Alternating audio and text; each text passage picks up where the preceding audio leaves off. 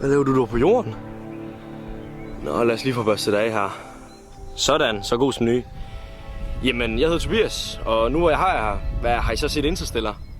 Jeg så den her den anden dag, og der bruger de et ormehul, som er en genvej gennem tid og rum til at rejse meget hurtigere. Det er angiveligt en tidsrejse. Og det fik mig til at tænke på nogle komplikationer ved tidsrejser. Paradokser. Men hey, vent. Hvor kom det her kamera fra? Anton! Undskyld. Til lige stille. Vi filmer lige. Ved I hvad? Lad os rejse tilbage i tiden og lave The Predestination Paradox.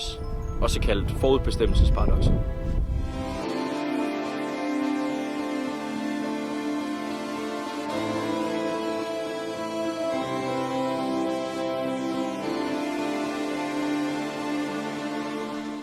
Paradokset går ud på at rejse tilbage i tiden for at stoppe eller ændre udfaldet af en begivenhed.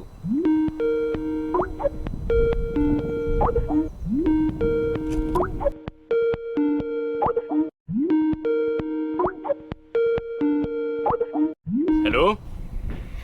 Hej, det er Anton. Jeg tænkte, jeg lige vil ringe til dig, fordi du skal ud på en lang rejse. Og til det har jeg nok lige en advarsel til dig.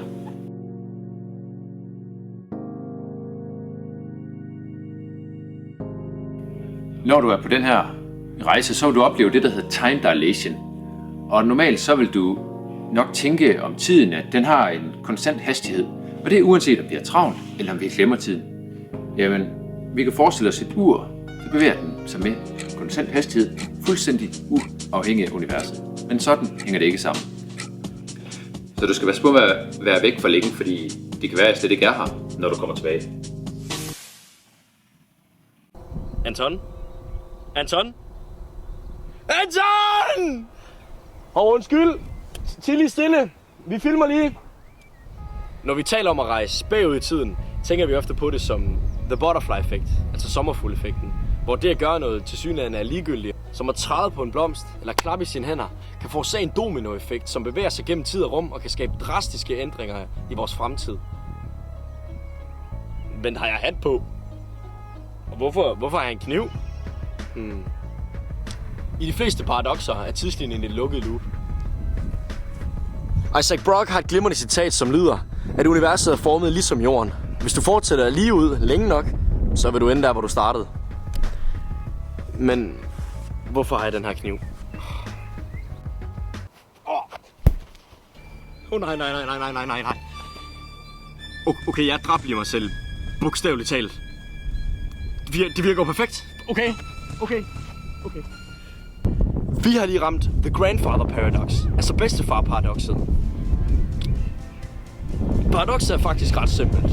Hvis vi forestiller os, at jeg ville rejse tilbage i tiden for at dræbe min bedstefar, ville han aldrig kunne have fået en af mine forældre, og så ville de aldrig kunne have fået mig. Og derved ville jeg jo ikke være i stand til at rejse tilbage i tiden for at dræbe min bedstefar. I det her tilfælde har jeg jo dræbt mig selv, og så ville jeg jo ikke kunne være i stand til at rejse tilbage i tiden for at dræbe mig selv, og så ville jeg stadigvæk kunne være i live. Og det ville jeg jo egentlig være, indtil jeg en dag pludselig dræbte mig selv. Og det vil jo faktisk betyde, at den her video er et paradoks.